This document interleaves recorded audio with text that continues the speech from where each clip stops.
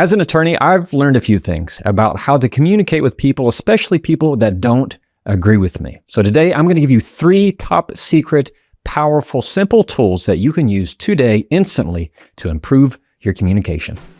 Welcome to the Jefferson Fisher podcast, where I'm on a mission to make your next conversation the one that changes everything.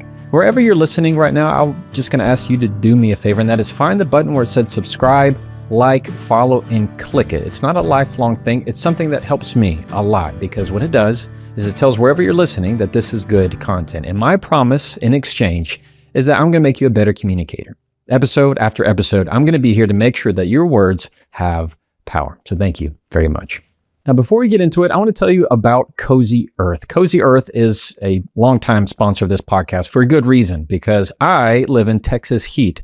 It is humid. It is hot. It can be disgusting. You walk outside and your shirt immediately sticks to you. But your bed is your sacred place. And there is nowhere I like to be more than my bed. And what does that mean? Sheets. I love Cozy Earth's bed sheets. They're on my bed right now. It's what we use every single night. We have multiple pair of them. I'm going to encourage you to go to cozyearth.com/Jefferson. Use the code Jefferson and you're going to get 40% off. All right, that's 40% off, and you can do a 100-night risk-free trial of their sheets. So you really have nothing to lose. I want you to go to cozyearth.com/Jefferson. Use the code Jefferson for 40% off. Now, I know probably you're thinking, hey, look, I don't know if this episode is for me, Jefferson. I'm not an attorney. I don't know legal things. I don't know how you guys communicate. Get rid of that idea. There are plenty of people that go to law school that aren't good communicators. I mean, that goes in any profession that you can think of. Just because you go to law school does not tie into good communication skills. Now, litigation, on the other hand, where you are representing one party and somebody's representing another, and you are in the courtroom, that's very different. So let me tell you some things that I have learned as an attorney that is going to help you day to day. How can you better communicate and argue like an attorney? You ready? Number 1, turn more of your buts into ands. More of your buts into ands. I want you to think right now, wherever you are, maybe you're listening at your office, maybe you're walking, running. Think about email in particular. We get this kind of framework in sentencing all the time. You say, I like this, or I think this, but. Have you ever had somebody compliment you and kind of draw it out and you're waiting for the but? Hey, I really like it. I think this is really cool, but it's not for me. It is the separator of many things, and it hurts your dialogue. And as an attorney, I have learned this technique for many years because of depositions. When I'm cross-examining a witness, I want them to be giving the information that I need. And if I start to use the word but, I'm instantly putting up walls between them. It's the same way if you said something and I go, but what about, you see, I'm not even accepting your point of view when you say that. I'm just going, but what about, but him, but he did this, but what about this? What do you think about this? You're putting up walls. So let me give you some examples of this. Think of, let's say there's somebody who says, yeah, I really like this, but it's not for me. You just deleted everything. But has the tendency of deleting anything that comes before it and builds onto it. This is a very common scenario. I love you, but this isn't working for me. Or, I mean, maybe you're in a relationship right now or you've been through a breakup and they say, well, I love you, but it deletes everything. I love you, and I need to tell you this isn't working for me. You hear the difference? You hear the difference in how more assertive that is, how more grounded that is? Here's some other examples. Somebody who goes, I hear what you're saying, but I disagree. Instead, it's, I hear what you're saying, and I see things differently. You hear that? Big difference. Here's another one. I'm sorry I did that, but it wasn't my intent. Remove the but, replace it with and. I'm sorry I did that, and that wasn't my intent. Now, huge difference. You can already hear that. So start thinking in your emails how you're going to replace that, how you're going to move that, because it's going to increase your communication skills tenfold. And every day for my depositions, I might be asking a witness. I've seen people ask witnesses if I say, they give me an answer and I say, well, yeah, I hear you say that, but my question is more X, and they immediately clam up. If I were to say, no, I appreciate you telling me that, but what I'm really trying to get at is, they clam up because it goes, oh, what I'm telling you doesn't matter. You don't want what I give. Oh, excuse me. I guess what I just said doesn't matter at all to you. And so it puts up a wall. If you want to level up your communication, listen to me, you need to switch your buts and replace them with ands. I promise you, it is going to be a game changer for your communication if you're willing to do it. You're going to start catching it all the time. It's going to be a lot better for you. Number 2, stop arguing over the specific and start going to the general, especially when things start to get heated. I get all the time where somebody is saying something to me that I disagree with wholeheartedly. And it's very tempting to start getting into the minutia of it and start trying to pick it apart. That doesn't do any good. You know this. Somebody's telling something, let's say your grandmother is telling you how you should be raising your child, or your grandfather's telling you how you should vote, or you're getting into an argument with parents or somebody at the office and they start talking about specifics. Instead of diving right into it and going tit for tat and trying to just, it's a back alley knife fight of just 1,000 paper cuts, go to the general. Meaning, instead of thinking micro, I want you to think macro. One of the best tools that has helped me when I can tell that when I'm talking to a witness, things are starting to get heated, I say, I agree. Hear me out. I don't say, I agree with what you're saying. I say, I agree that's worth a discussion. I agree that's worth talking about. I agree that's a point. I agree that's a way to think about it. You see how instead of just arguing about the little things, which most of the time really don't matter, they really don't, I start agreeing on the overall thing. Let's say you and I disagree over something politically, but I know we're just arguing over the little things. Instead of getting into the minutia, I might say, yeah, I agree. I agree. We should take care of the next generation. I agree.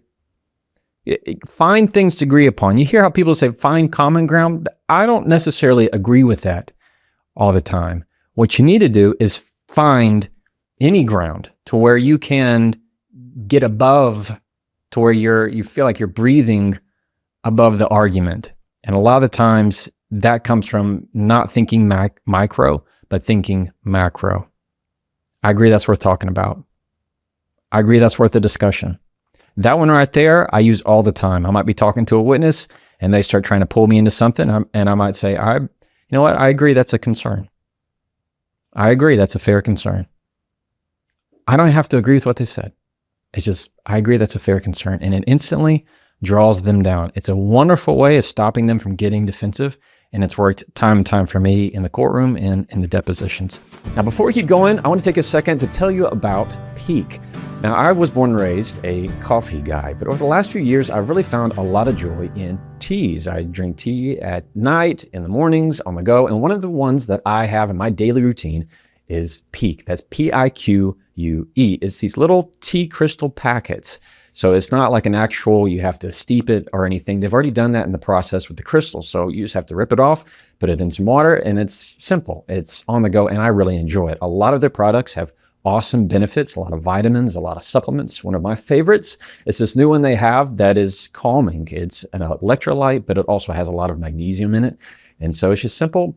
I like it. It's refreshing. So I make sure and add that in my daily routine. I think you really ought to give it a try. Right now, you can go to peaklife.com. That's Pique life.com/Jefferson. Use the code Jefferson to get 20% off for life. And on top of that, they will give you this free electric mixer, a frother, what they call it, and a little glass beaker that I think is really cool. So you can go to peaklife.com/Jefferson, use the code Jefferson to get 20% off. It is a 90-day money-back guarantee, so there's no risk. So give it a try. Now, back to the episode. 3, here is something you're going to hear from me a lot because it works. It certainly works in the courtroom. It definitely works in day-to-day that you can use anywhere, anytime. And it's this: if you want to have strength and if you want to have very assertive language, enunciate. Now, I am a good old Texas Southern boy. Sometimes, I'm sure you've noticed, I mumble. I mumble a lot. But if I'm wanting to really get into something and I want somebody to pay attention and understand I mean business and I'm very serious, I will enunciate every word that I say because it is making it crisp. It is making it pointed. And it's not just me enunciating. I slow things down. So if I'm asking a witness a question, and if it's very important, I'm not going to just breeze right by it. I'm not going to go real fast. I'm going to slow it down.